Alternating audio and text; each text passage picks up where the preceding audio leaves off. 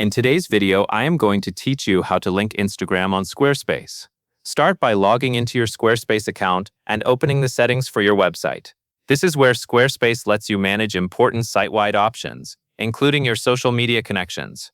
Once you are inside your website settings, look for the Social Links section. This area is used to connect social profiles so they can be displayed across your site in supported sections, such as the header. When you open Social Links, you will see an input field where you can add a social profile.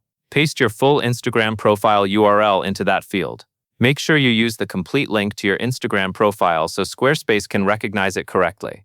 After pasting the link, press Enter on your keyboard. This confirms the profile and adds it to your social links list.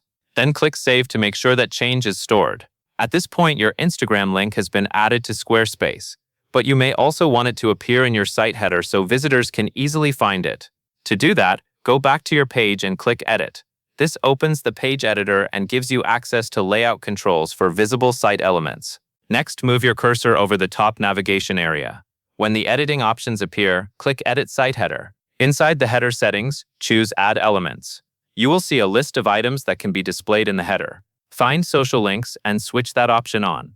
This tells Squarespace to show the social icons, including the Instagram link you just added, directly in your header layout.